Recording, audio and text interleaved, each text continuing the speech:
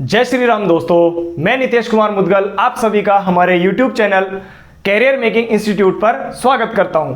जी दोस्तों, जैसा कि आप सभी को पता है कि हम सामान्य विज्ञान पढ़ रहे हैं और उसी के क्रम को हम आगे बढ़ाते जा रहे हैं। धीरे धीरे एक एक टॉपिक हमारा कवर होता जा रहा है, तो मुझे पूरी आशा है आपसे कि आपको ये सब बहुत पसंद आ रहा होगा, ठीक है, और आप इससे बहुत कुछ सीख रहे होंगे।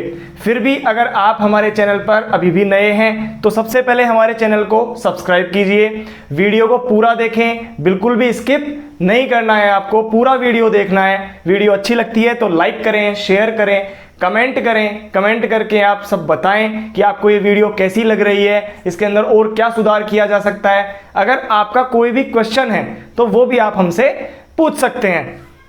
तो दोस्तों, जैसा कि आप सभी को पता है कि हम पढ़ रहे हैं मानव के जो तंत्र हैं उन तंत्रों के बारे में। सबसे पहले जैसे हमने पढ़ा पाचन तंत्र पढ़ा, फिर हमने उसके बाद में श्वसन तंत्र पढ़ा, हमने उत्सर्जन तंत्र पढ़ा, तो उसी को हम आगे बढ़ा रहे हैं। तो आज एक नया तंत्र आप सभी के सामने लेकर आया हूं जिसको हम कहते हैं रक्त परिसंचरण तंत्र, blood vascular system, vascular system.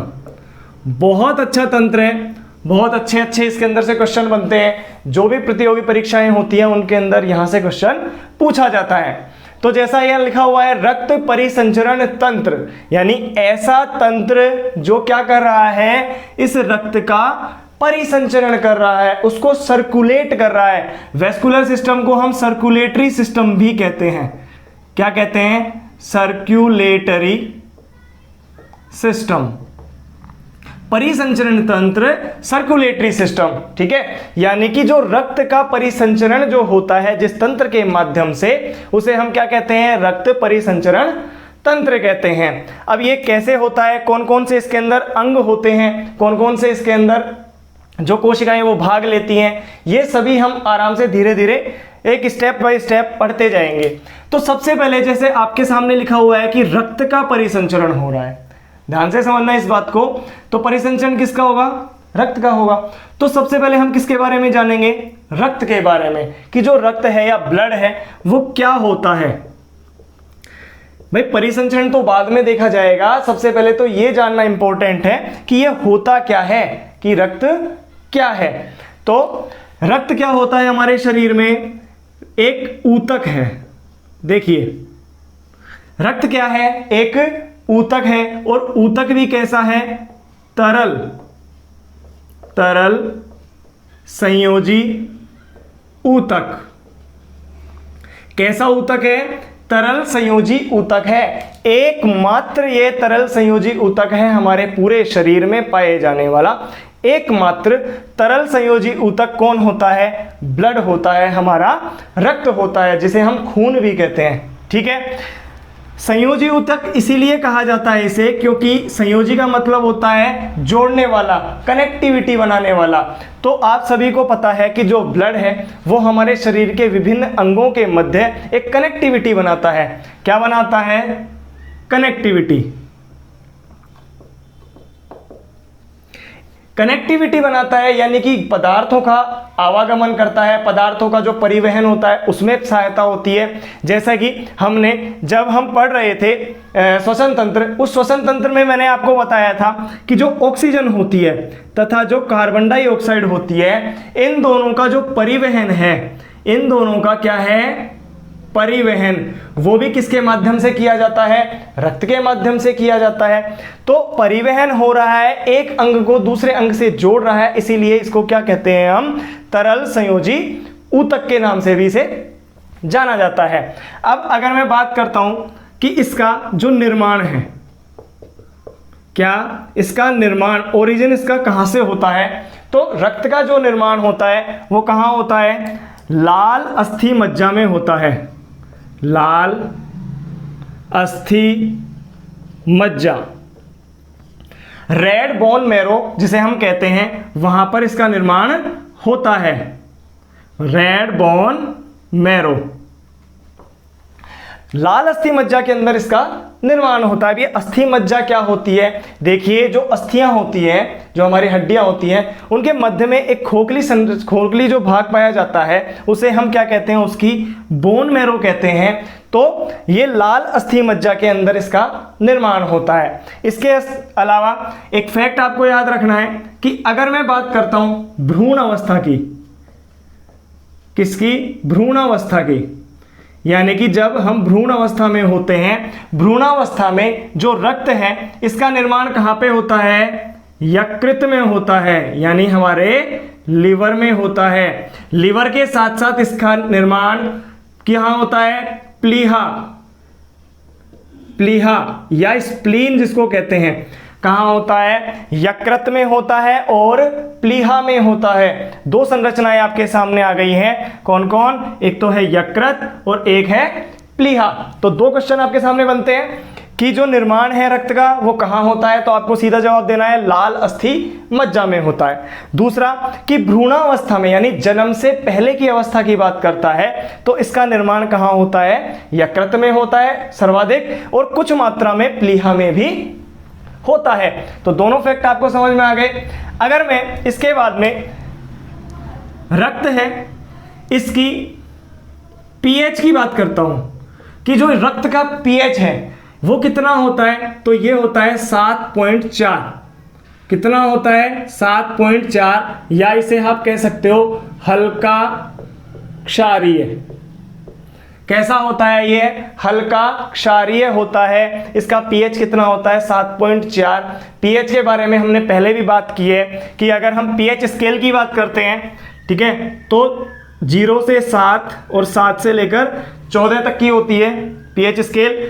इसके इस तरफ जाओगे, 7 से नीचे की तरफ जाते हैं तो जो अम्लीयता है, अम्लीयता का मान क्या होता है? बढ़ता है। और इसके इस तरफ जाते हैं तो क्षारीयता का मान बढ़ता है।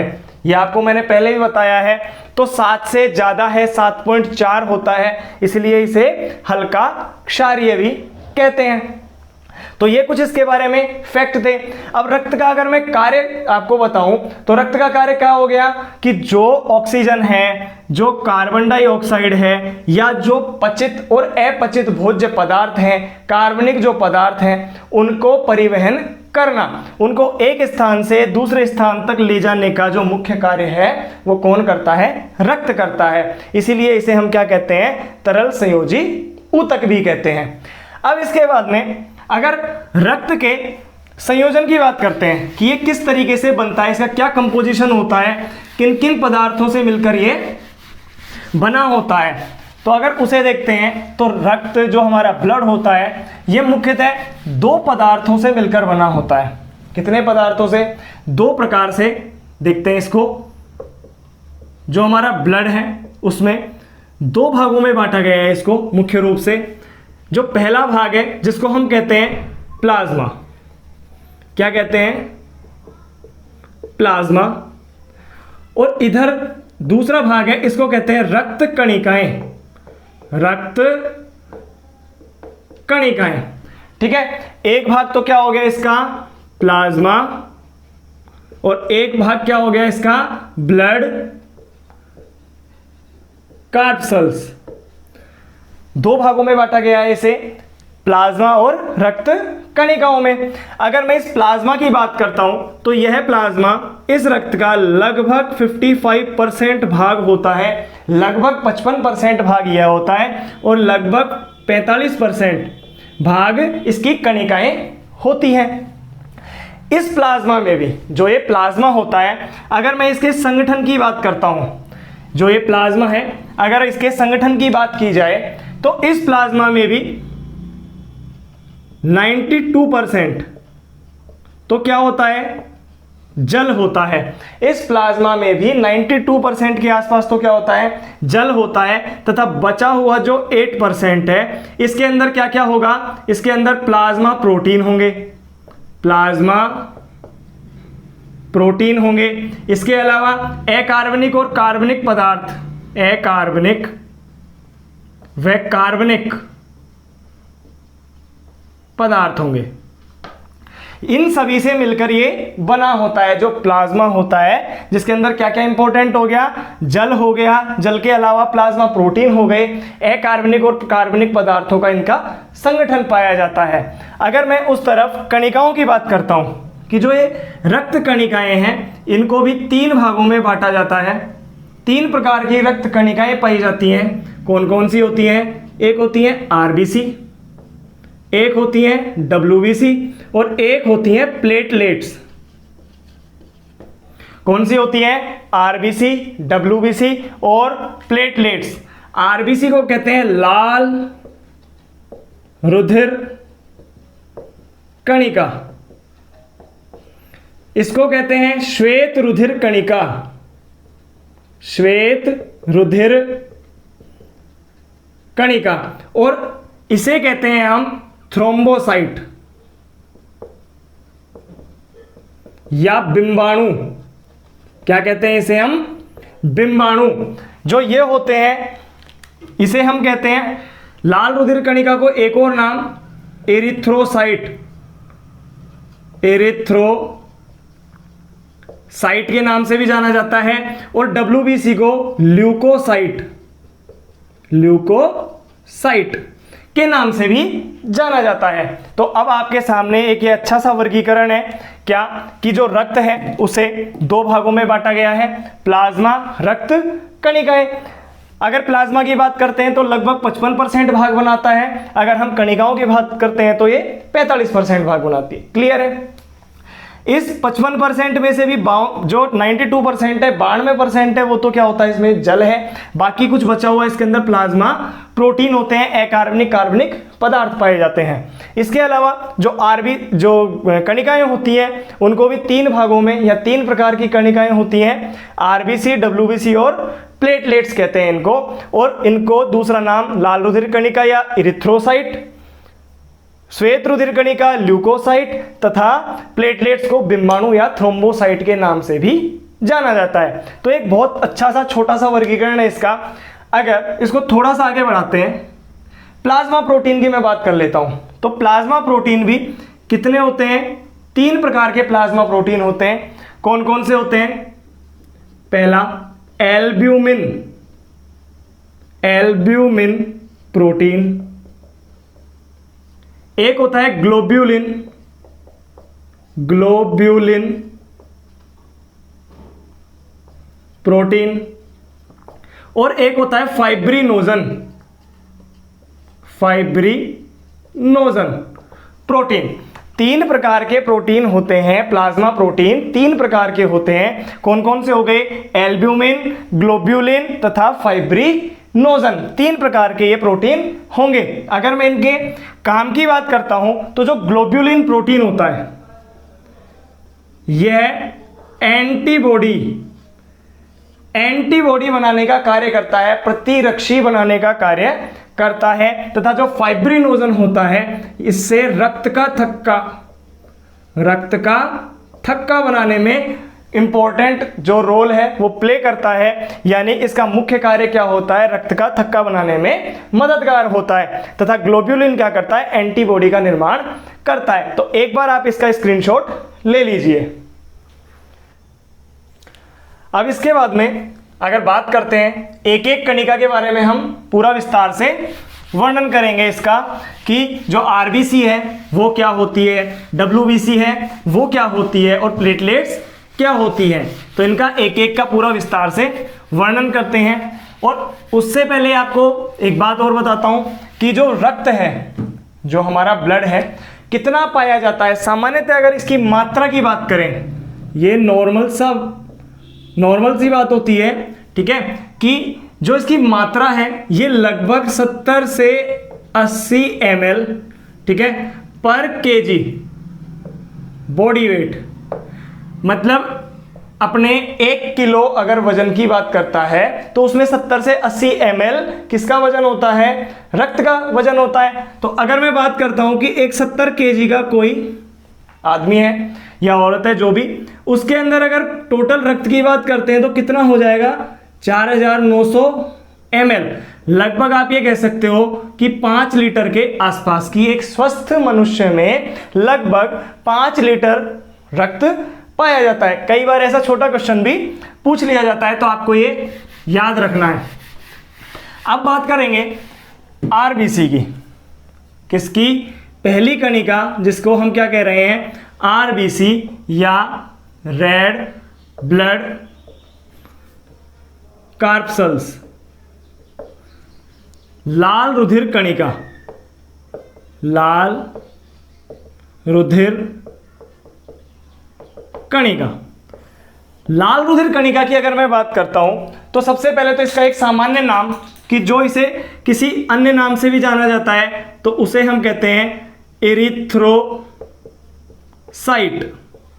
देखिए, ये नाम बहुत बार परीक्षाओं में पूछा जाता है कि लाल रुधिर कणिका को किस नाम से जाना जाता है, श्वेत रुधिर कणिका को किस नाम से जाना जाता है। तो आपको ये याद रखना है कि जो लाल रुधिर कणिका है उसको किस नाम से जाना जाता है? एरिथ्रोसाइट के नाम से जाना जाता है।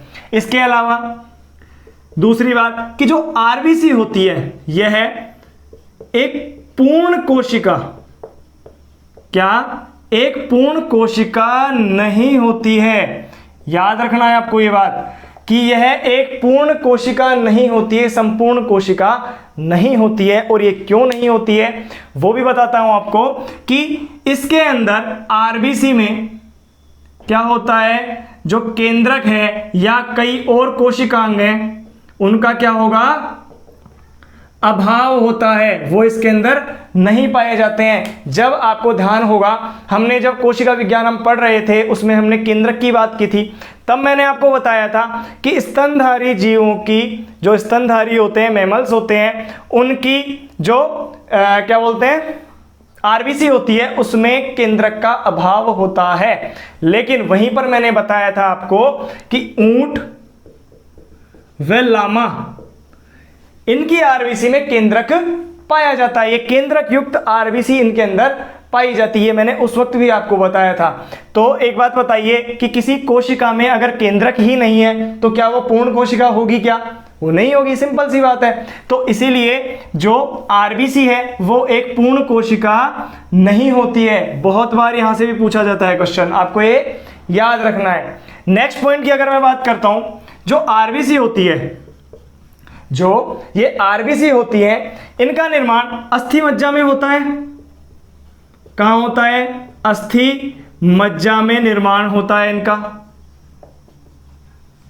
अगर इनके जीवन काल की बात करते हैं, किसकी?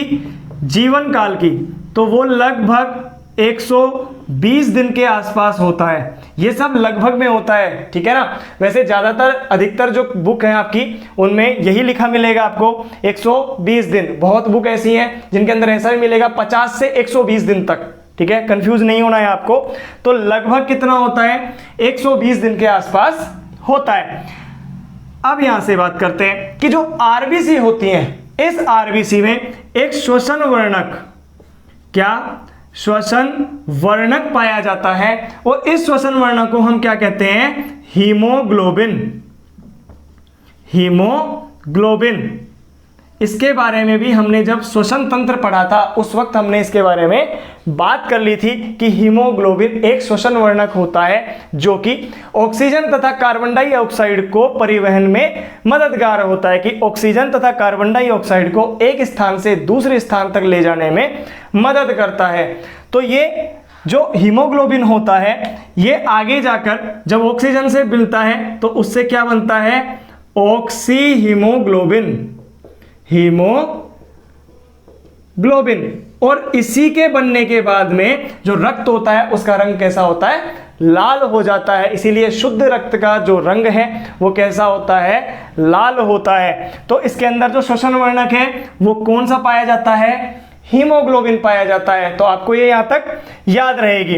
अब अगर इस आरबीसी की बात करता हूं तो ये आरबीसी जब इनका जीवन काल पूरा हो जाता है, ठीक है, तो उस वक्त इनसे जो ये हीमोग्लोबिन है, ठीक है, ये जो हीमोग्लोबिन है ये यकृत में हीमोग्लोबिन को अलग किया जाता है। कहां किया जाता है? यकृत में, लिवर के अंदर हीमोग्लोबिन को इनसे अलग किया जाता है, रक्त से अलग किया जाता है, आरबीसी से अलग किया जाता है, तथा जो आरबीसी है वो नष्ट कहां होती है, नष्ट कहां होती है, ये होती हैं प्लीहा में, स्प्लीन में जाकर ये नष्ट हो जाती हैं। इसीलिए जो स्प्लीन है, इस स्प्लीन को आरबीसी का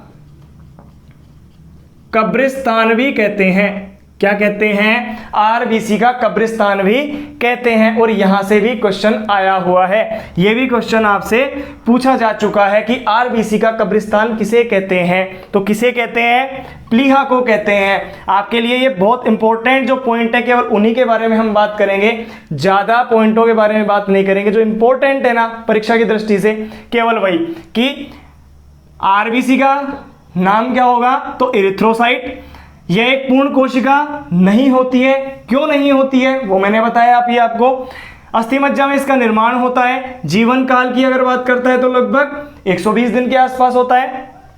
श्वसन वर्णक हीमोग्लोबिन पाया जाता है। हीमोग्लोबिन किस में चेंज होता है? ऑक्सी हीमोग्लोबिन में चेंज होता है। और ये बात हम पहले कर चुके हैं कि जो हीमोग्लोबिन होता है, एक हीमोग्लोबिन 4 ऑक्सीजन के अणुओं को अपने साथ जोड़ता है और उसे परिवहित करता है। कितने अणुओं को? 4 अणुओं को करता है। एक हीमोग्लोबिन से 4 ऑक्सीजन के अणु एक साथ जुड़ते हैं। और अगर मैं बात करता हूं 1 ग्राम हीमोग्लोबिन की बात करते हैं, 1 ग्राम हीमोग्लोबिन की मैं बात करता हूं, तो इससे लगभग 1.34 ml ऑक्सीजन परिवहित होती है। ये बात हमने श्वसन तंत्र में कर चुके हैं हम, ये वाली बात जब मैंने बताया था आपको कि 1 ग्राम हीमोग्लोबिन से लगभग 1.34 ml ऑक्सीजन का परिवहन होता है, तथा एक हीमोग्लोबिन से 4 अणु ऑक्सीजन के जुड़ते हैं। अगर इन आरबीसी की संख्या की बात की जाए, ठीक है, यहां लिख देता हूं कि इनकी संख्या कितनी होती है? लगभग 55 लाख प्रति घन mm। ये तो किसमें होती है? पुरुषों में। और महिलाओं की बात करेंगे तो ये होती है 50 लाख प्रति घन mm। किसमें होती है? महिलाओं में होती है। तो एक फैक्ट और आपके सामने निकल के आ रहा है कि जो आरबीसी है उनकी संख्या 55 लाख किसमें होती है? पुरुषों में होती है। और 50 लाख किसमें होती है? ये महिलाओं में होती है प्रति घन mm क्यूब भी आपको मिल जाएगा दिखा हुआ। इसका मतलब भी क्या होता है? ऐसा अगर वो लिख दे mm क्यूब तो भी एक ही बात है, घन मिलीमीटर। ठीक है, तो ये हो गई इनकी संख्या। और हीमोग्लोबिन की अगर बात करते हैं तो वो मैंने आपको श्वसन तंत्र में भी बताया था कि जो हीमोग्लोबिन होता है, ये हीमोग्लोबिन लगभग 14 से 16 ग्राम पर 100 ml ब्लड, ये तो किसमें पाया जाता है? पुरुषों में पाया जाता है। और महिलाओं की बात करेगा तो 12 से 14 ग्राम पर 100 ml ब्लड, ये किसमें पाया जाता है? महिलाओं में पाया जाता है। यानी कि महिलाओं में इसकी जो मात्रा है वो कम होती है, पुरुषों में इसकी मात्रा ज्यादा होती है। हीमोग्लोबिन की बात करते हैं। और यहाँ पे संख्या की बात करेगा तो भी पुरुषों में इसकी संख्या ज्यादा होती है और महिलाओं में इसकी संख्या कम होती है। आप एक स्क्रीनशॉट इसका ले सकते हैं।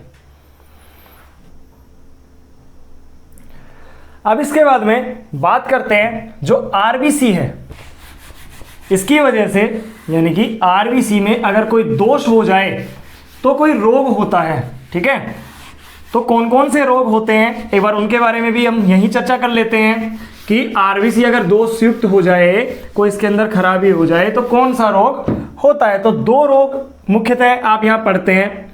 एक जिसे कहते हैं एनीमिया, या इसे दूसरा नाम कहते हैं रक्त अल्पता या रक्त क्षीणता।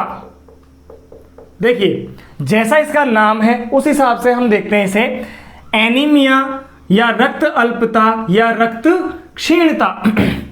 रक्त अल्पता का मतलब क्या हो गया? रक्त की कमी, कि अगर शरीर में रक्त की कमी हो जाए। अब यहां रक्त से मतलब क्या हो रखा है?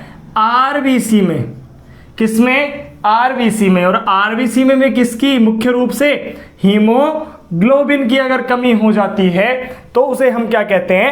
एनीमिया कहते हैं। इसकी बात करते हैं। तो अगर आरबीसी की जो संख्या है वो अगर 40 लाख पर क्यूबिक एमएम यानी कि 40 लाख प्रति घन मिलीमीटर से कम हो जाए, या हीमोग्लोबिन की जो मात्रा है वो 10 ग्राम प्रति 100 ml ब्लड, क्योंकि इसकी जो सामान्यतः मात्रा हमने अभी देखी है कि 14 से 16 ग्राम तो होती है पुरुषों में और 12 से 14 ग्राम होती है महिलाओं में। और अगर इसकी सामान्य मात्रा की बात करते हैं, संख्या की बात करते हैं, तो पुरुषों में लगभग 55 लाख, ठीक है, और महिलाओं में लगभग 50 लाख के आसपास होती है।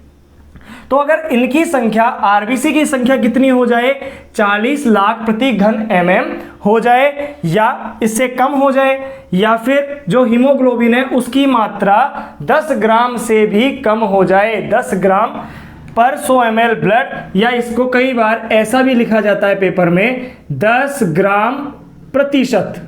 ध्यान देना इस बात को, आप यहाँ पे कंफ्यूज नहीं हो रहे हो। आपको सिर्फ इतना सा याद रखना है कि 10 ग्राम प्रतिशत का मतलब पर 100 ml ब्लड से कर रहा है यहाँ पे, ठीक है। 100 ml जो आपका रक्त है उसमें कितनी मात्रा होनी चाहिए? इतनी। इससे अगर कम हो जाती है तो उस रोग को हम क्या कहते हैं? एनीमिया कहते हैं, रक्त अल्पता कहते हैं। इसके अलावा एक रोग और होता है जिसे कहते हैं sickle cell anaemia. Sickle cell anaemia. अब इसमें क्या होता है? इसमें क्या होता है कि जो आपकी आरबीसी होती है, ध्यान से देखना इसे, कि जो आपकी आरबीसी होती है वो आरबीसी कैसी हो जाती है? हसियाकार हो जाती है। हसियाकार, हसिया जो होता है ना फसल काटने का, उसके जैसी हो जाती है इसकी आकृति। तो उस वजह से इस रोग को हम क्या कह रहे हैं? सिकल सेल एनीमिया कहते हैं। इसमें आरबीसी जो होती है वो हसियाकार हो जाती है। अगर मैं बात करता हूं आरबीसी की आकृति की, तो जो आरबीसी है वो मुख्य रूप से या तो गोलाकार होती है, गोल होती है, या उभयातल होती है, यानी कि इस तरीके की कुछ इसकी आकृति होती है। लेकिन सिकल सेल एनीमिया में जो आरबीसी है वो कैसी हो जाती है? हसियाकार हो जाती है। तो इसे हम क्या कहते हैं? Sickle cell anaemia. यहां से एक बहुत अच्छा पॉइंट बनता है, बहुत अच्छा क्वेश्चन बनता है, वो क्या? कि जिस व्यक्ति को सिकल सेल एनीमिया होता है, ध्यान से सुनना, समझना इस बात को, कि जिस व्यक्ति को सिकल सेल एनीमिया होता है उसको कभी भी मलेरिया का संक्रमण नहीं होता है। जीवन में कभी भी उसको मलेरिया नहीं होता है। यह भी क्वेश्चन एक बार पूछा जा चुका है किसी पेपर में कि सिकल सेल एनीमिया है, किसी व्यक्ति को सिकल सेल एनीमिया की शिकायत है तो उसे निम्न में से कौन सा रोग नहीं हो सकता? कौन सा रोग नहीं हो सकता है? मलेरिया। ध्यान देना, ये बहुत इंपॉर्टेंट पॉइंट है, यहां से इसे आप अभी नोट कर सकते हैं। तो इसी के साथ जो है आरबीसी वाला पॉइंट हमारा वो कंप्लीट होता है कि आरबीसी में हमने क्या क्या देखा है, कि आरबीसी की संख्या कितनी होती है, निर्माण कहाँ होता है, इनका कार्य क्या होता है, श्वसन वर्णक कौन से होते हैं, ये सब हमने देख लिया है। नेक्स्ट अगर मैं बात करता हूं, इसके बाद में अगर हम बात करते हैं तो वो है डब्ल्यूबीसी। कौन है? डब्ल्यूबीसी, व्हाइट ब्लड कार्पसल्स, यानी कि श्वेत रुधिर कणिकाएं। डब्ल्यूबीसी, श्वेत रुधिर कणिकाएं, इनको दूसरा नाम श्वेत रुधिर कणिका या व्हाइट ब्लड कार्पसल्स, इनका दूसरा नाम जो है, इन्हें क्या कहते हैं हम? ल्यूकोसाइट। ल्यूकोसाइट कहते हैं। ल्यूकोसाइट कहते हैं। हमने आरबीसी को क्या कहा था, इरिथ्रोसाइट कहा था, इनको हम क्या कहते हैं, ल्यूकोसाइट कहते हैं। जो डब्ल्यूबीसी होती हैं ये एक पूर्ण कोशिका होती हैं। क्या होती है, पूर्ण कोशिका होती है, क्योंकि इसके अंदर जो कोशिकांग है वो सभी पाए जाते हैं, केंद्रक भी इसके अंदर पाया जाता है। अगर इनके जीवन काल की बात करते हैं, इनका जो जीवन काल है वो बहुत कम होता है, लगभग 15 दिन के आसपास इनका जीवन काल होता है। अगर मैं बात करता हूं इनकी संख्या की, किसकी, इनकी संख्या की बात की जाए तो इनकी संख्या लगभग 10,000 प्रति घन mm, 10,000 प्रति घन mm यानी प्रति घन मिलीमीटर के आसपास होती है। जबकि आरबीसी की संख्या की बात की थी हमने तो वो कितनी थी, 55 लाख प्रति घन mm, यानी उसके एवज में अगर देखा जाए तो ये बहुत कम है। यानी आरबीसी डब्ल्यूबीसी की तुलना में लगभग 600 गुना ज़्यादा होती हैं, ध्यान देना इस बात को भी।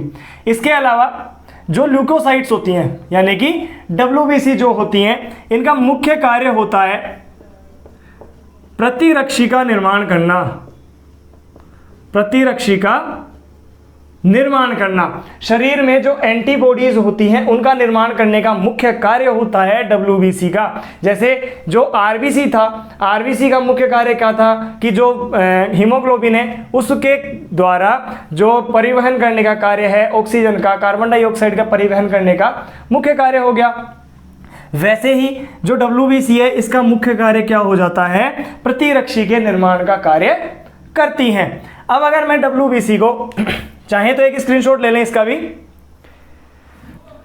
अब इसके बाद में देखते हैं कि जो हमारा डब्ल्यूबीसी है इसको कितने भागों में बांटा गया है।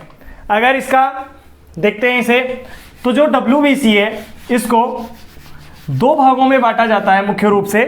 कौन कौन से भाग होंगे डब्ल्यूबीसी के, एक तो इसका होता है कणिकीय भाग, ठीक है, एक तो क्या होता है कणिकीय, या जिसे कहते हैं ग्रेन्युलोसाइट, ग्रेन्युलोसाइट, ठीक है। और एक होता है अकणिकीय, अकणिकीय, इसको कहते हैं अग्रेन्युलोसाइट, अग्रेन्युलोसाइट। कणिकीय तथा अकणिकीय 2 भागों में से बांटा जाता है। अगर इस कणिकीय की बात करते हैं तो इसे भी आगे 3 प्रकार की जो डब्ल्यूबीसी है इसके अंदर आती हैं। कौन कौन सी हैं, एसिडोफिल, बेसोफिल और एक होती है न्यूट्रोफिल। कौन कौन से भाग हो गए इसके, एसिडोफिल्स, बेसोफिल्स तथा न्यूट्रोफिल्स। एसिडोफिल, बेसोफिल्स, एक होता है न्यूट्रोफिल्स। और जो अकणिकीय भाग होता है इसके भी 2 भाग होते हैं, इसे भी 2 भागों में बांटा जाता है। कौन कौन से भाग होते हैं इनके, एक तो होता है मोनोसाइट्स, मोनोसाइट्स और एक होते हैं लिम्फोसाइट्स, लिम्फोसाइट्स। ध्यान से समझना इसको, डब्ल्यूबीसी को 2 भागों में बांटा जाता है। कौन कौन से हैं, कणिकीय भाग और अकणिकीय भाग, ठीक है। जो कणिकीय है उसके अंदर भी 3 हो गए, एक हो गया एसिडोफिल, एक होता है बेसोफिल्स और एक होता है न्यूट्रोफिल्स। और अगर अकणिकीय की बात करते हैं तो इसके अंदर मोनोसाइट्स और लिम्फोसाइट्स 2 भाग इसके होते हैं। अब इसके क्वेश्चन किस तरीके से पूछता है, देखिए क्वेश्चन कैसे आएगा कि निम्न में से कौन सा भाग अकणिकीय होता है। 4 ऑप्शन देगा, आपको अगर ये याद है तो आप छांट सकते हैं, क्लियर है। अगर वो पूछता है कि निम्न में से कौन सा भाग अकणिकीय है या कणिकीय है, वो पूछा जा सकता है। अब देखना, इनको अगर मैं इनकी संख्या के आधार पर बताता हूं कि इनकी संख्या कहां सबसे ज्यादा होती है और कहां किसकी संख्या सबसे ज्यादा और किसकी संख्या सबसे कम होती है। तो जो न्यूट्रोफिल्स होता है, ध्यान से देखना, जो न्यूट्रोफिल्स है, फिर न्यूट्रोफिल्स के बाद में लिम्फोसाइट्स, लिम्फोसाइट्स के बाद में कौन आता है? मोनोसाइट्स, मोनोसाइट्स के बाद में आता है कौन? एसिडोफिल्स, और एसिडोफिल्स के बाद में कौन बच गया आपका? बेसोफिल्स। इस तरीके से इनका एक संख्या का क्रम होता है कि सबसे ज्यादा जो संख्या है वो किसकी पाई जाती है? न्यूट्रोफिल्स की पाई जाती है, और सबसे कम संख्या किसकी पाई जाती है? बेसोफिल्स की पाई जाती है। तो आपको एक तो ये याद रखना है कि सबसे ज्यादा संख्या किसकी होगी और सबसे कम संख्या किसकी होगी। क्लियर हो जाएगा आपको ये लगभग 65% भाग बनाते हैं और ये लगभग 2% के आसपास होता है। अब बात करते हैं कि इनमें जो सबसे बड़ा, यानी कि साइज में सबसे बड़ी एसिडोफिल्स, बेसोफिल्स, न्यूट्रोफिल्स, मोनोसाइट्स और लिम्फोसाइट्स, अगर इनकी बात करते हैं तो इनमें सबसे बड़े, लार्जेस्ट, जो लार्जेस्ट होती है वो कौन होती है? मोनोसाइट्स होती हैं। और जो स्मॉलेस्ट की बात करते हैं तो वो कौन होती है? सबसे छोटी जो होती है वो कौन होती है?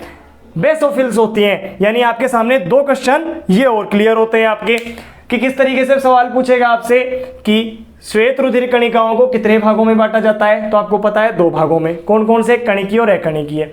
कणिकीय भाग में भी, जो कणिकीय भाग है उसको भी 3 भागों में बांटा गया है, और अकणिकीय भाग को भी 2 भागों में बांटा गया है।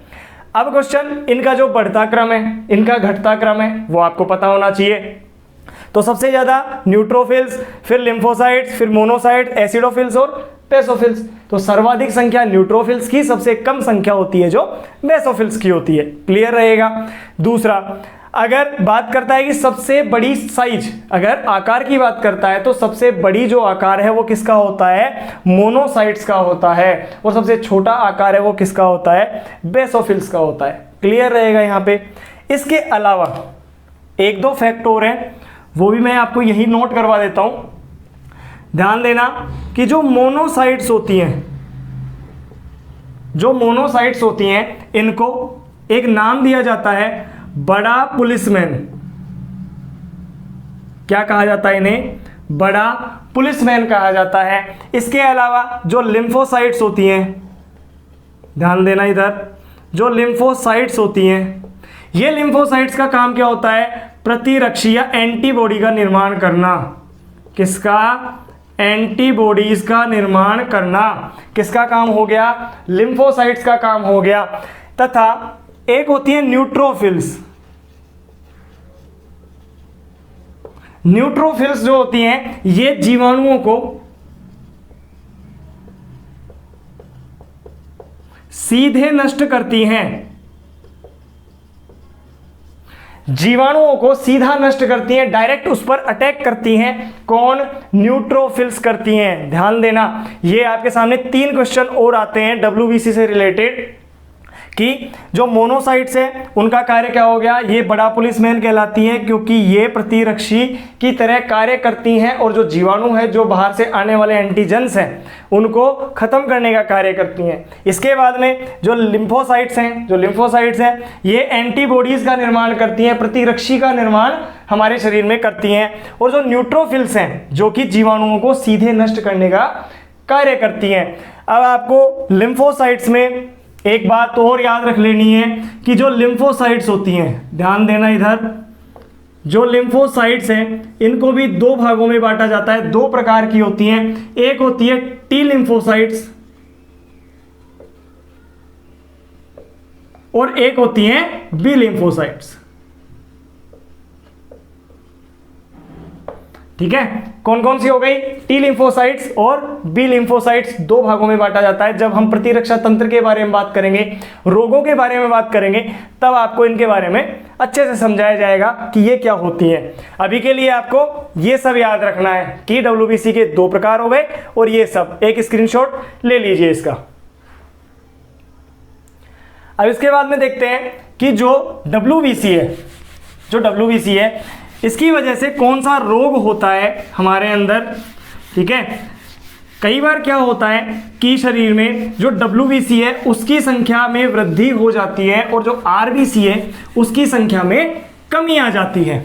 क्या होता है, WBC की संख्या तो ज़्यादा होने लग जाती है, बढ़ने लग जाती है, और जो RBC है उसकी संख्या में धीरे धीरे कमी आने लग जाती है, और उसी को हम क्या कहते हैं, ल्यूकीमिया। क्या कहते हैं उसे हम, ल्यूकीमिया। ल्यूकीमिया का मतलब होता है कि रक्त का कैंसर, या जिसको हम क्या कहते हैं, ब्लड कैंसर भी कहते हैं। जो रक्त का कैंसर होता है वो क्या कहलाता है, ल्यूकीमिया कहलाता है। इसके अंदर होगा क्या कि जो WBC है उसकी संख्या में तो क्या होती है, वृद्धि होने लग जाती है, और जो RBC है उसकी संख्या में निरंतर कमी होने लग जाती है। जब WBC की संख्या 12,000 प्रति घन mm से अधिक हो जाती है तो उसे हम क्या नाम देते हैं, ल्यूकीमिया कहते हैं, ब्लड कैंसर इसे कहते हैं। जो ये रोग है, यह रोग रेड बोन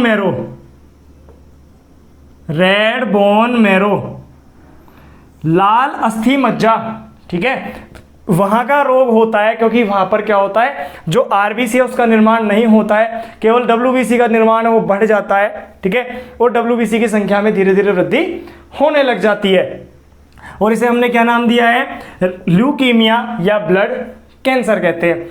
अगर इसके इलाज की बात करते हैं तो या तो जो अस्थि मज्जा है उसका प्रतिस्थापन किया जाता है, उसका ट्रांसप्लांट किया जाता है, या तो इस विधि से इसका इलाज हो सकता है, या फिर एक स्टेम सेल्स, नाम सुना होगा आपने, स्तंभ कोशिका, तो स्तंभ कोशिकाओं की मदद से इसका इलाज किया जाता है। स्टेम सेल्स क्या होती हैं ये आपको हम बाद में बताएंगे, सिर्फ आपको इतना याद रखना है कि स्तंभ कोशिकाओं से इसका इलाज किया जा सकता है। ये अभी चल रहा है, इसकी खोज निरंतर जारी है।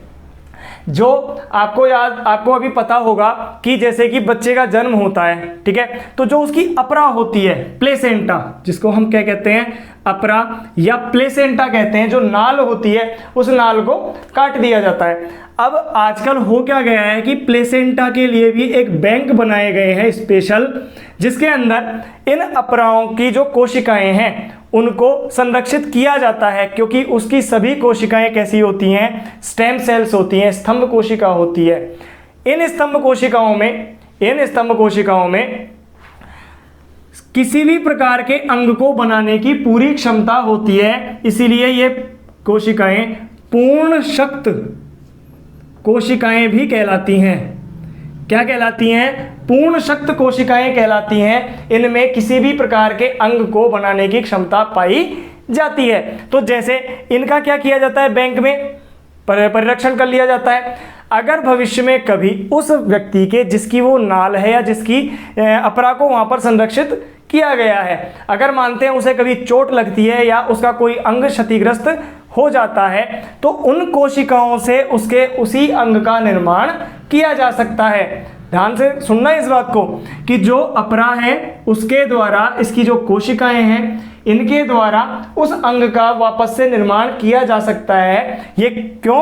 क्योंकि उसकी सभी कोशिकाएं कैसी होती हैं, स्टेम सेल्स होती हैं, स्तंभ कोशिकाएं होती हैं, पूर्ण शक्त कोशिकाएं होती हैं, सभी प्रकार के अंगों को बनाने की उनमें क्षमता पाई जाती है।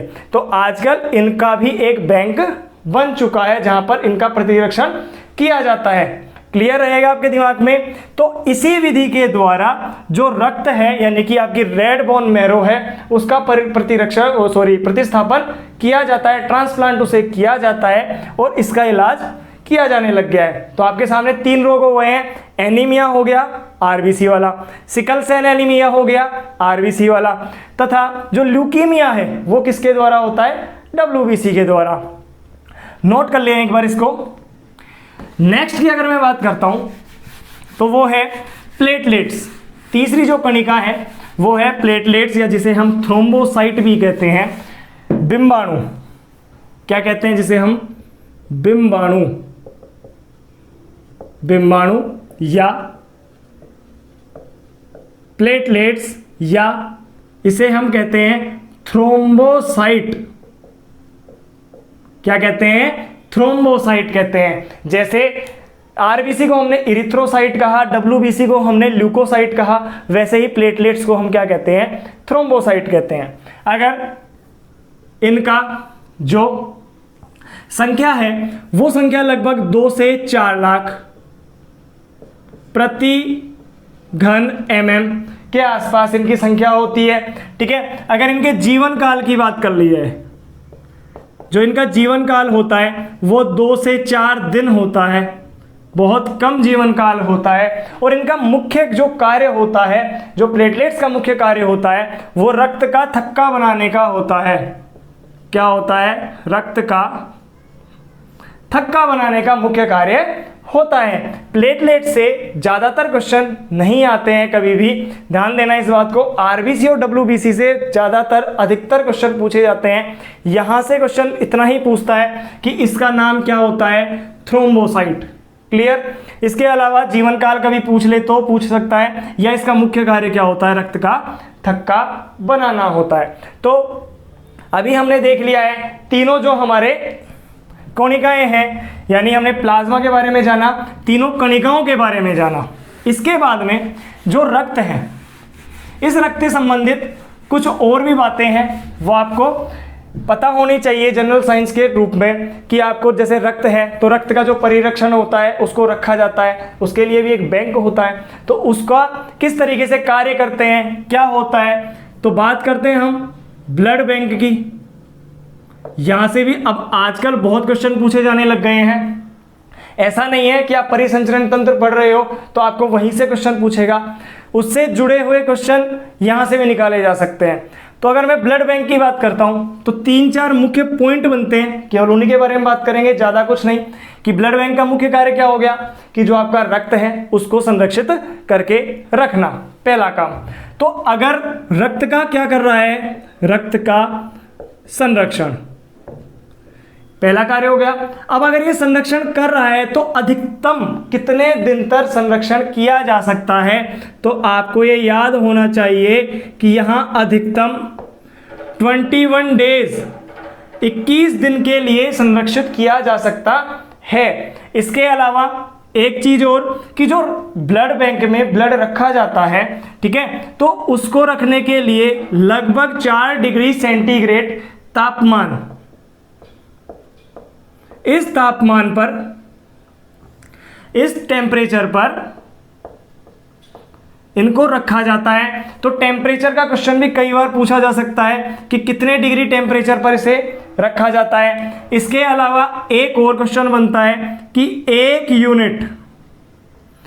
यूनिट जो ब्लड होता है उसमें कितनी मात्रा आती है। तो आपको ये याद होना चाहिए, पता होना चाहिए कि 1 यूनिट ब्लड में लगभग 350 ml, कितना, 1 यूनिट ब्लड में 350 ml रक्त आता है। जैसे आपको अगर कभी चोट लगती है किसी को तो वो डॉक्टर क्या कहता है कि इतने यूनिट ब्लड की आवश्यकता है, तो 1 यूनिट में कितना होता है, 350 ml होता है। तो यहां से भी कई बार क्वेश्चन पूछे जा सकते हैं, आपको ये पता होना चाहिए, क्योंकि ब्लड बैंक ब्लड से रिलेटेड है तो यहां से क्वेश्चन पूछा जा सकता है। इसके अलावा एक और, अगर ब्लड से बात कर रहे हैं तो एक और वर्ड आता है ब्लड प्रेशर। क्या आता है, ब्लड प्रेशर या रक्तदाब। यहां से भी रिलेटेड क्वेश्चन बन सकते हैं। रक्त से रिलेटेड हम बात कर रहे हैं तो रक्त की हम कंप्लीट बात करेंगे आज, ठीक है। तो ब्लड बैंक हो गया आपके सामने। अब बात करते हैं रक्तदाब की। तो देखो रक्तदाब होता क्या है। अभी हम इस रक्त के बाद में जब हृदय पढ़ेंगे, हृदय के बाद में जब हम उसका पूरा परिसंचरण पढ़ेंगे, धमनियां और शिराएं पढ़ेंगे, तब आपको बताऊंगा, तो वहां पर रक्तदाब देखेंगे। अभी के लिए आपको इतना याद रखना है कि रक्तदाब क्या होता है, कि जो धमनियों और शिराओं में, धमनी व शिराओं में जो रक्त का दाब होता है वही क्या कहलाता है, रक्तदाब कहलाता है। यानी जब हृदय संकुचित होता है, क्या होता है, संकुचित होता है, और एक दूसरी क्रिया होती है जिसे हम कहते हैं शिथिलन। ध्यान से समझना इन दोनों को। एक तो होता है संकुचन, संकुचन का मतलब जब वो दबता है, और एक होता है शिथिलन, जब वो वापस से फैल जाता है। हमारा हृदय इसी तरीके से पंप की तरह कार्य करता है, आप सभी को पता है। अभी जब संरचना पढ़ेंगे तब देखेंगे। तो इसको हम कहते हैं सिस्टोल। क्या कहते हैं हम? सिस्टोल। और इसको नाम दिया जाता है डायस्टोल। क्या कहते हैं? डायस्टोल कहते हैं। तो जब सिस्टोल और डायस्टोल की क्रिया होती है तो इस क्रिया के दौरान जब हमारी धमनी और शिराओं पर जो दाब लगता है उसे हम क्या कहते हैं? रक्त दाब कहते हैं। क्लियर रहेगा? ये रक्त दाब क्वेश्चन क्या बनता है? एक तो ये कि किन की वजह से होता है, तो सिस्टोल और डायस्टोल की वजह से होता है। दूसरा कहाँ होता है? धमनी और शिराओं पर होता है। एक होता है कि रक्तदाब कितना होता है हमारा, तो आपको सिर्फ इतना याद रखना है कि हमारा रक्तदाब कितना होता है, 120/80, यानी सिस्टोल का 120 और डायस्टोल का 80 होता है। यहां से भी कई बार क्वेश्चन पूछा जाता है, mmHg, पारे के लेवल पर इतना mm होता है। इसके अलावा जो रक्तदाब है इसको नापने की जो यूनिट होती है, यानी कि जो इसके लिए मशीन होती है, उपकरण होता है, उसको क्या कहते हैं? स्फिग्मोमैनोमीटर।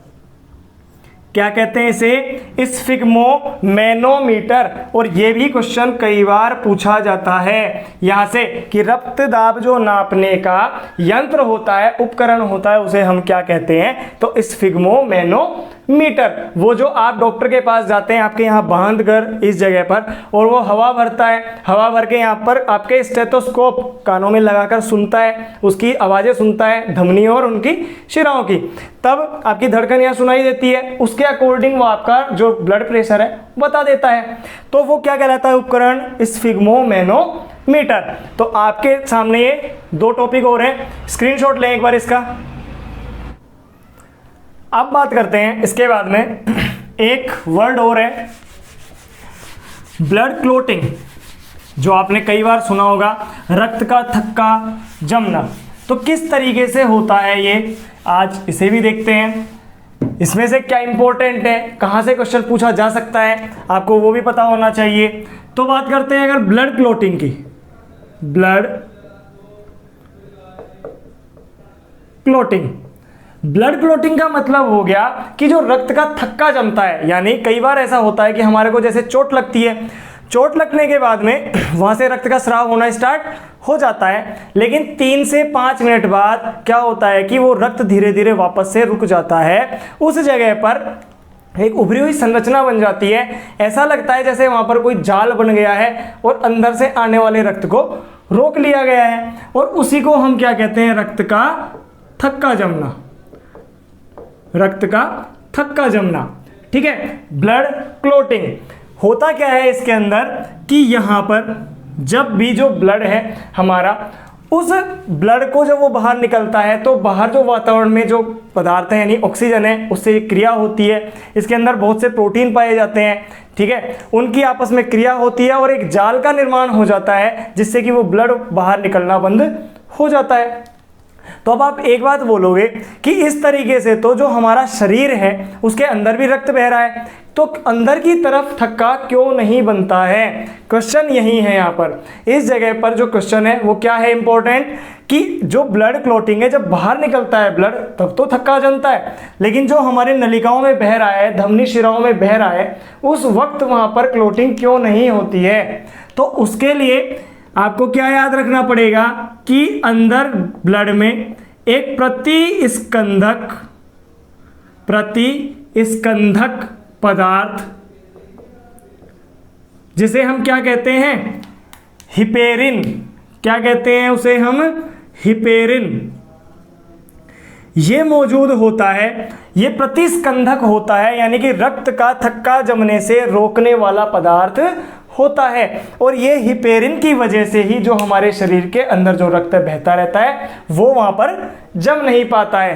क्लियर रहेगा आपको? इसके अलावा ब्लड क्लोटिंग से अगर कोई क्वेश्चन बनता है तो वो ये पूछ सकता है आपसे कि कितना वक्त लगता है, तो आपको बताना है 3 से 5 मिनट के आसपास ब्लड क्लोटिंग में लगता है। इसके अलावा इसमें कितने कारक जिम्मेदार होते हैं, तो आपको याद रखना है कि यहाँ पर 13 कारक जिम्मेदार होते हैं। कितने कारक जिम्मेदार होते हैं?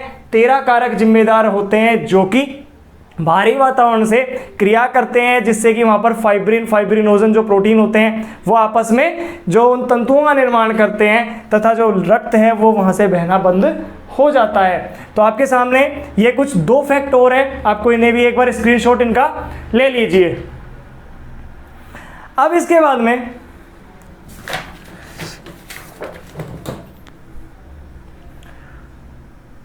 बाद में बात करते हैं हम ब्लड ग्रुप की, रक्त समूह की। ठीक है, तो रक्त समूह कितने होते हैं, किसने बांटा, ये सभी ब्लड ग्रुप। रक्त समूह की अगर मैं बात करता हूं तो रक्त समूह को मुख्य रूप से 2 भागों में बांटा जाता है। ठीक है, कौन कौन से भागों में? एक तो होता है ABO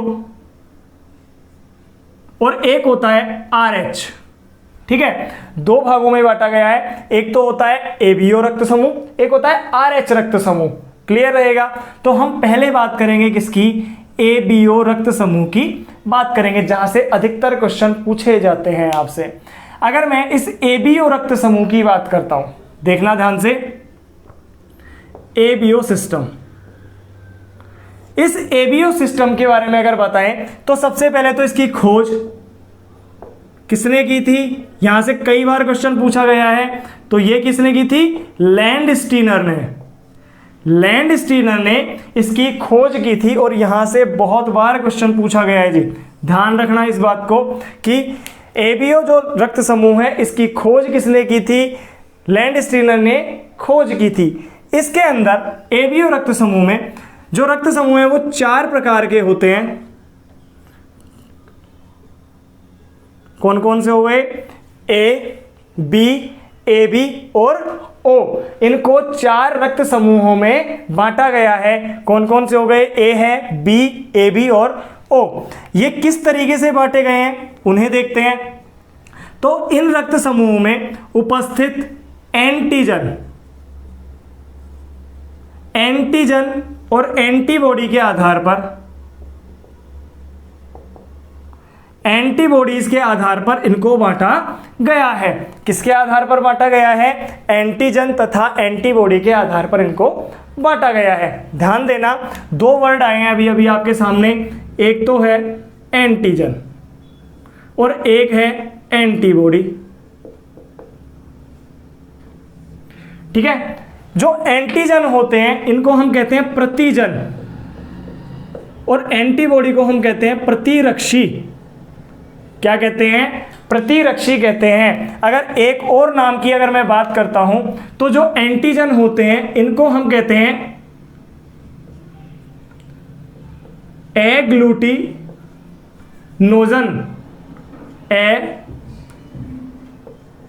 एग्लूटिनोजन और एंटीबॉडी को हम कहते हैं एग्लूटिनिन। यहां से भी क्वेश्चन पूछा जा सकता है आपसे कि एंटीजन को तो किस नाम से जाना जाता है और एंटीबॉडी को किस नाम से जाना जाता है। तो आपके सामने ये दोनों नाम हो गए। एंटीजन का मतलब हमारे रक्त समूह में, ठीक है, यहां पर ए रक्त समूह में कौन सा एंटीजन होगा? हमेशा ए एंटीजन होगा। बी रक्त समूह में कौन सा एंटीजन होगा? बी एंटीजन होगा। AB में कौन सा होगा? AB होगा। और O में कौन सा होगा? कोई नहीं। इसके अंदर कोई भी एंटीजन नहीं पाया जाता है। क्वेश्चन यहीं से बनेंगे आपके, अभी बताते हैं आपको। ठीक है, इसके अलावा अगर एंटीबॉडीज की मैं बात करता हूं तो ये एंटीबॉडीज, अब A में कौन सी एंटीबॉडी होगी? तो A में एंटीबॉडी होगी बी वाले में, यानी कि बी रक्त समूह में कौन सी एंटीबॉडी होगी? उसमें होगी A। ठीक है, और AB में कोई एंटीबॉडी नहीं होगी और A में कौन सी एंटीबॉडी होगी? AB। अब आपके सामने ये 4 रक्त समूह दिए गए हैं। ठीक है, कौन कौन से? A, B, AB और O। 4 रक्त समूह में बांटा गया है। जो रक्त समूह जिसका नाम है वही उसके अंदर एंटीजन होगा। ये आपको याद रखना है ऐसे। और जो एंटीजन है उसके जस्ट विपरीत वहां पर एंटीबॉडी पाई जाएगी। एंटीजन और एंटीबॉडी आपस में क्रिया करते हैं, यानी कि एंटीजन और एंटीबॉडी में आपस में जो क्रिया होती है उसे हम क्या कहते हैं? एग्लूटिनेशन।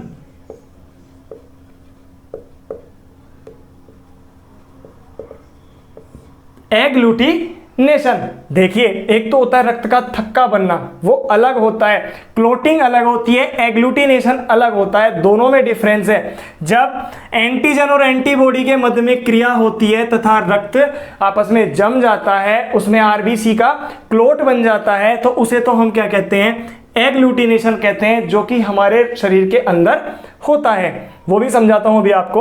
और जो ब्लड क्लोटिंग जो भी हमने थोड़ी देर पहले पढ़ा था, वो हमारे शरीर से बाहर होता है। याद क्या रखना है आपको कि जो रक्त समूह ए है, अगर उस रक्त समूह ए में एंटीजन तो ए है तथा एंटीबॉडी बी पाई जाती है। क्लियर? बी रक्त समूह में बी एंटीजन और ए एंटीबॉडी पाई जाती है। और इस तरीके से आपको आगे तक याद रखना है। होगा क्या जब हम किसी एक रक्त समूह को दूसरा रक्त समूह देते हैं, ठीक है, तो उस वक्त वहां पर कौन सी क्रिया हो सकती है? एंटीजन एंटीबॉडी के मध्य में कौन सी क्रिया हो सकती है? उसे हम एग्लूटिनेशन कहेंगे। अगर सेम रक्त समूह को सेम रक्त समूह नहीं दिया जाए तो वहां पर एंटीजन और एंटीबॉडी के मध्य में क्रियाएं हो जाती हैं, जिससे कि अंदर रक्त का थक्का बन जाता है और व्यक्ति की मृत्यु हो सकती है। इसी वजह से जो ए रक्त समूह है, देखिए ध्यान से समझना इस डायग्राम को, आपके सामने बना रहा हूं। ए रक्त समूह, बी रक्त समूह, एक यहां पर कौन सा हो जाएगा? ए बी, और यहां पर हो जाएगा आपके सामने ओ रक्त समूह। देखिए समझना इस बात को कि जो ए रक्त समूह है उसको कौन रक्त दे सकता है? तो आपको पता है कि जो ओ ब्लड ग्रुप होता है, देखिए ओ ब्लड ग्रुप किसी को भी रक्त दे सकता है, क्योंकि ये सर्वदाता होता है। क्यों होता है सर्वदाता?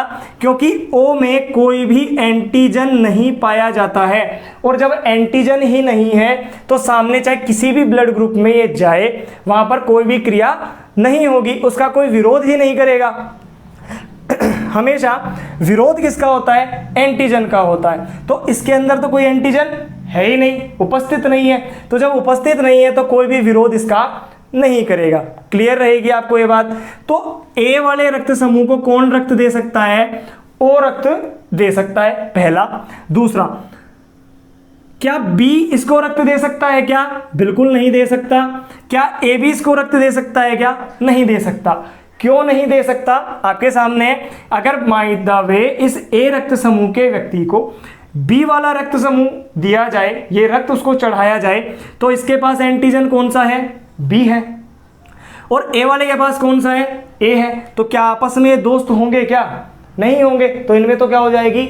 लड़ाई हो जाएगी, और इसका जो एंटीजन है वो इसकी एंटीबॉडी के साथ में रिएक्शन कर लेगा। रिएक्शन कर लेगा तो उससे क्या होगा? एग्लूटिनेशन होगा, और एग्लूटिनेशन होने से अंदर थक्का बन जाएगा, जो रक्त है वो जम जाएगा और व्यक्ति की मृत्यु हो जाएगी। क्लियर रहेगा? इसी वजह से ए रक्त समूह को कौन दे सकता है? एक तो ओ वाला दे सकता है, और ए खुद स्वयं खुद को, यानी ए रक्त समूह को ए रक्त समूह वाला दे सकता है। एक क्लियर हो गया? ए बी रक्त समूह की अगर मैं बात करता हूं, सॉरी बी रक्त समूह की बात करते हैं पहले, तो ओ इसको दे सकता है या नहीं? बिल्कुल दे सकता है। क्लियर है? और जो बी है ये खुद भी आपस में रक्त इसको दे सकता है। आपके सामने क्लियर है?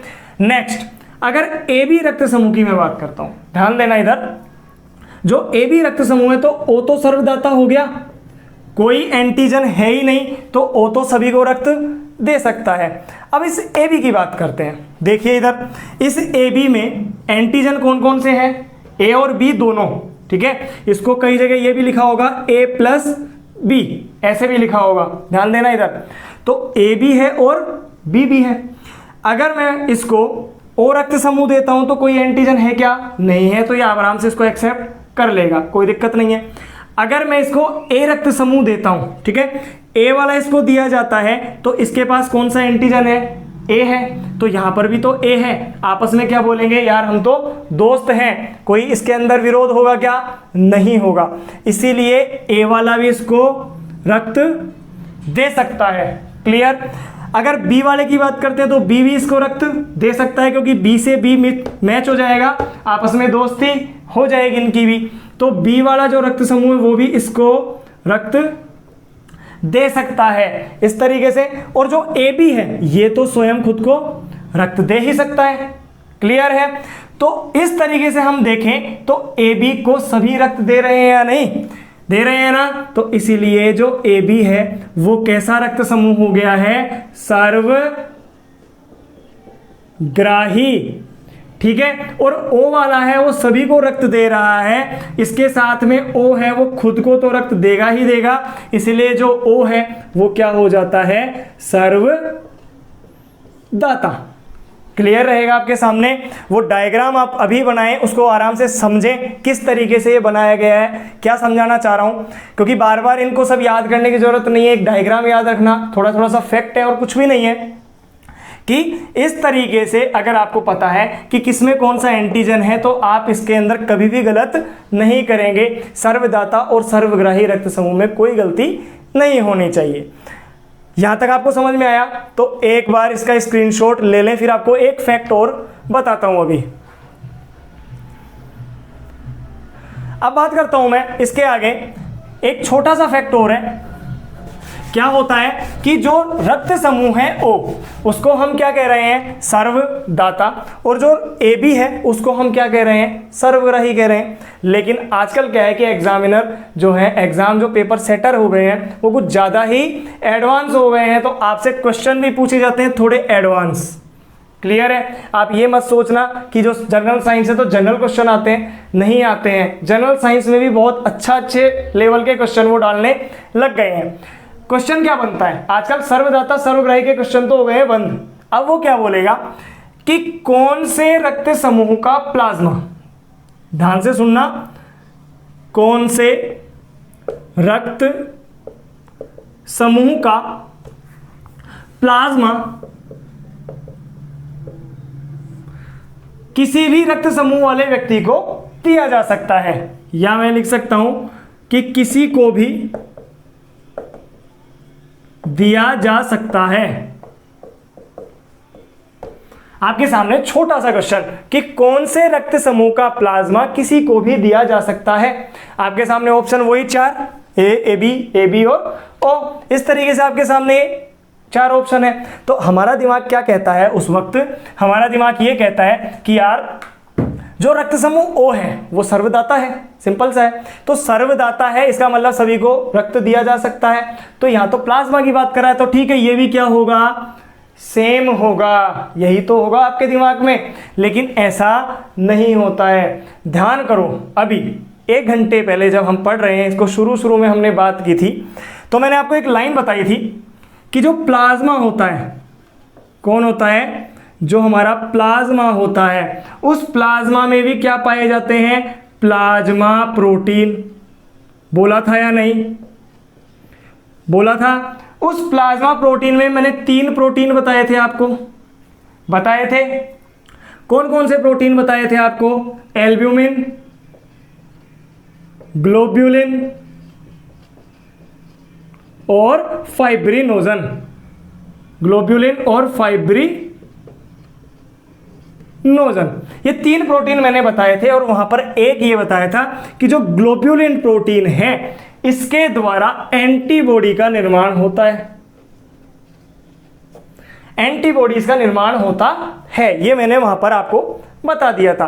ध्यान देना, अब इधर इस तरफ देखना, ए बी रक्त समूह और ओ रक्त समूह। अब ओ की बात करता हूं अगर मैं, ठीक है, इस ओ रक्त समूह में एंटीबॉडी का निर्माण हो रहा है या नहीं हो रहा है, आपके सामने ए और बी। जब एंटीबॉडी का निर्माण हो रहा है, ठीक है, तो इसके प्लाज्मा में प्रोटीन ग्लोब्यूलिन है या नहीं है, यानी यहां पर ग्लोब्यूलिन उपस्थित है और उसकी वजह से क्या बन रही है, एंटीबॉडी बन रही है। तो जब एंटीबॉडी बन रही है तो आगे जाके क्रिया करेंगी या नहीं, बिल्कुल करेंगी, कोई उसमें शक ही नहीं है।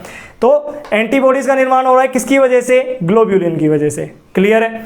लेकिन अगर मैं बात करता हूं ए बी की, तो यहां पर कोई एंटीबॉडी का निर्माण हो रहा है क्या, नहीं हो रहा है। इसका मतलब जो इसका प्लाज्मा है उसके अंदर कोई प्रोटीन उपस्थित है क्या, नहीं है। तो इसी वजह से क्या होगा आंसर, रक्त समूह जो ए बी है, ए बी का जो प्लाज्मा है, ध्यान से देखना इस बात को, बहुत अच्छा क्वेश्चन है, बहुत अच्छे लेवल का क्वेश्चन है, ठीक है, कि जो रक्त समूह ए बी है उसका जो प्लाज्मा है वो किसी को भी दिया जा सकता है, क्योंकि उसके अंदर क्या नहीं होती है, प्रोटीन नहीं होती है, जिसकी वजह से किसी भी प्रकार की एंटीबॉडी का निर्माण नहीं होता है। और जब एंटीबॉडी का निर्माण नहीं हो रहा है तो वहां पे एग्लूटिनेशन नहीं होगा। तो क्लियर रहेगा आपको ये। तो आपको यहां तक तो सब समझ में आ ही गया था कि सर्वदाता समूह कौन सा होगा, सर्वग्राही कौन सा होगा। आज एक नई बात और सीखने को मिलती है कि कौन से रक्त समूह का प्लाज्मा सर्वदाता होता है। तो जस्ट इसका उल्टा कर लेना आप कि अगर ओ सर्वदाता है तो ए बी का प्लाज्मा क्या होता है, सर्वदाता होता है। क्लियर रहेगा आपके माइंड में। एक स्क्रीनशॉट इसका ले सकते हैं आप। अब इसके बाद में बात करते हैं दूसरे जो तंत्र हैं, एबीओ के बाद में दूसरा आता है आपके सामने आरएच सिस्टम। आरएच सिस्टम की अगर मैं बात करता हूं तो उसकी खोज भी किसने की थी, लैंडस्टीनर ने की थी। सेम, तो ज्यादा कुछ याद करने की जरूरत नहीं है उसके अंदर कि खोज किसने की है, उसकी भी आरएच सिस्टम की भी लैंडस्टीनर ने की है। अब सिस्टम क्या है उसमें, इस आरएच सिस्टम की खोज की बात करें तो किसने की, वही लैंडस्टीनर ने। हुआ क्या, इस आरएच सिस्टम में भी दो प्रकार के ब्लड ग्रुप होते हैं। एक तो होता है आरएच पॉजिटिव और एक होता है आरएच नेगेटिव। क्लियर है कि जिसमें आरएच कारक पाया जाता है वो आरएच पॉजिटिव होगा, जिसमें आरएच कारक नहीं होगा वो नेगेटिव होगा। क्लियर है। इसमें भी क्या इंपॉर्टेंट पॉइंट है वो आपको भी क्लियर कर देते हैं कि यहां पर जो एंटीजन होते हैं, ध्यान देना, तो एंटीजन यहां पर कौन से होते हैं, सी, डी और ई।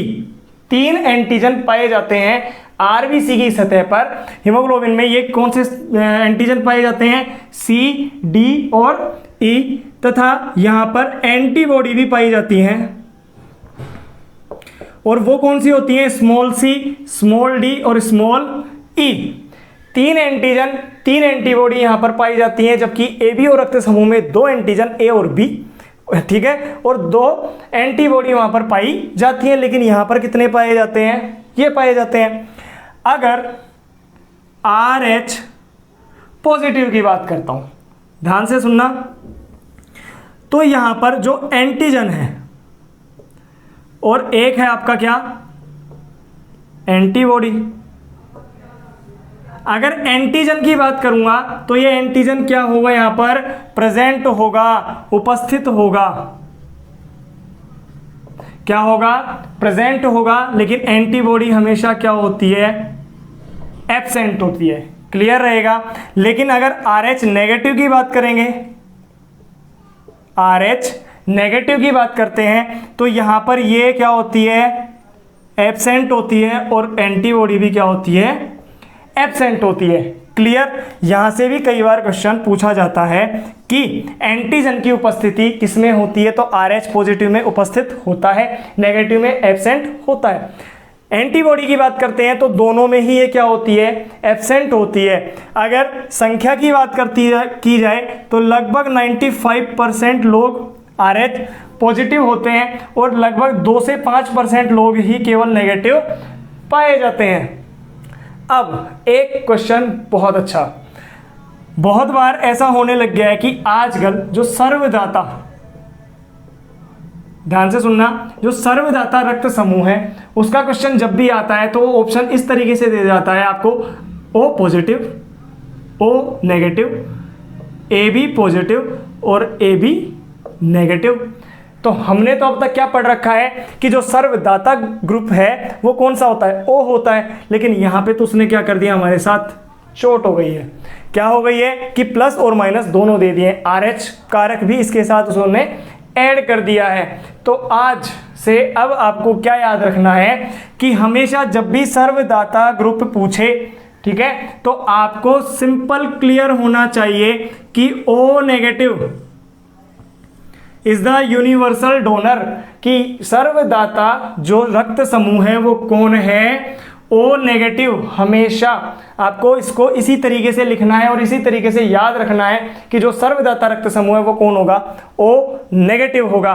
RH कारक इसके अंदर नहीं पाया जाता है। बाकी RH कारक से रिलेटेड और ऐसा कोई क्वेश्चन खास पूछा नहीं जाता है जनरल साइंस के तौर पर बात की जाए तो रक्त और रक्त समूह से संबंधित आज हमने बहुत कुछ पढ़ने का प्रयास किया है। आई होप कि आपको बहुत अच्छा लगा होगा, बहुत अच्छे से समझ में आ गया होगा।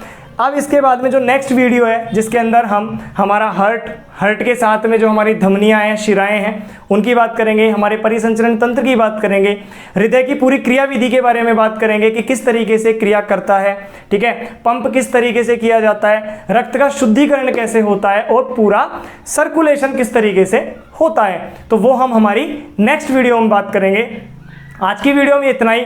अगर आपको ये वीडियो बहुत अच्छी लगती है तो सबसे पहले तो हमारे चैनल को सब्सक्राइब कीजिए, ठीक है, बेल आइकन को जरूर दबा लें ताकि सभी नोटिफिकेशन आपको मिलते रहें। इसके अलावा जो हमारा चैनल है उसको सब्सक्राइब कर लें, वीडियो को लाइक करें, शेयर करें अपने दोस्तों के साथ, जितना हो सकता है उतना इसे आगे तक पहुँचाएँ, हमारा सपोर्ट करें। हम आपके लिए बेहतर प्रयास कर रहे हैं तो आपका भी सपोर्ट हमें मिलता रहेगा तो हम मोटिवेट होते रहेंगे, आपके लिए बहुत बेहतर कार्य करते रहेंगे।